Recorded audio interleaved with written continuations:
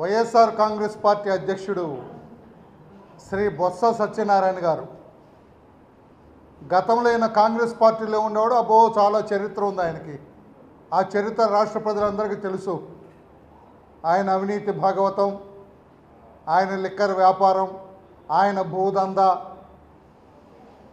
ఆయన గాంధీ భవన్ని బ్రాందీ భవన్గా మార్చిన విధానం చాలా పుంకాలుగా రాష్ట్ర ప్రజలందరికీ తెలుసు. ఆయన నిన్న నంద్యాలలో మాట్లాడుతూ, నిన్న నేను నంద్యాలలోనే ఉన్నా, ఆయన అంటారు తెలుగుదేశం పార్టీ బీజేపీ బంధం ఎప్పుడు విడిపోతుందా అని ఎదురు చూస్తున్నాం. తెలుగుదేశం పార్టీ బీజేపీ బంధం ఎప్పుడు విడిపోతుందా అని ఎదురు చూస్తున్నాం. వాళ్ళు భార్యాభర్తలాగా ఉన్నారు. ఎప్పుడు విడిపోతుందా అని ఎదురు చూస్తున్నాం. విడిపోతే మేము బీజేపీని తగులుకుంటాం. అది అతని భాష.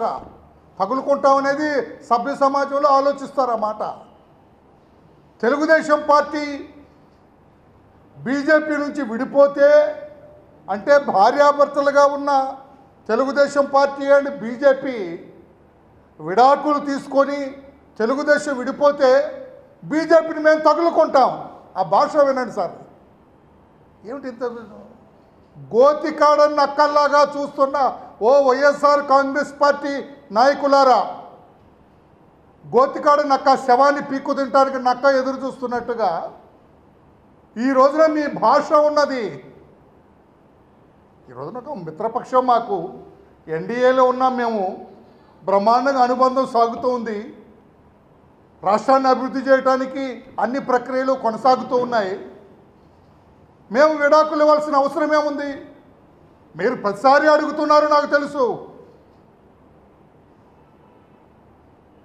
ప్రత్యేక హోదా మీద విడిపోండి, రాజీనామా చేయండి అని కోరుకున్నది మీరే. అక్కడ రైల్వే జోన్ రాకపోతే కేంద్ర మంత్రులు రాజీనామా చేయండి మీరే. ఈ రకంగా అడ్డదిడ్డంగా మాట్లాడుతూ ఏదో నదిలో కొట్టుకుపోయే మనిషి చిన్న గడ్డిపోచ కూడా పట్టుకొని ప్రాణాలు రక్షించుకోవాలనుకున్నట్లుగా ఈ రోజున ప్రజాదరణ కోల్పోయిన వైఎస్ఆర్ కాంగ్రెస్ పార్టీ ఏదో రకంగా దింపుడు కళ్ళం ఆశతో ఉన్నది. వైఎస్ఆర్ కాంగ్రెస్ పార్టీ దింపుడు కళ్ళం ఆశ అంటారు. శవాన్ని మోసేటప్పుడు 3 సార్లు దించుతారు. పేరు పెట్టి పిలుస్తారు, నారాయణ నారాయణ లేరా అంటారు. ఎవరైనా లేస్తాడేమని. ఆ రకంగా దింపుడు కళ్ళం ఆశతో ఉన్న ఓ వైఎస్ఆర్ కాంగ్రెస్ పార్టీ నాయకులారా, బీజేపీ తెలుగుదేశం బంధం నానాటికి పెనవేసుకొని పోతుంది, కానీ విడిపోయే రీతిలో లేదు. అయినా బీజేపీతో కలవరు కదా మీరు.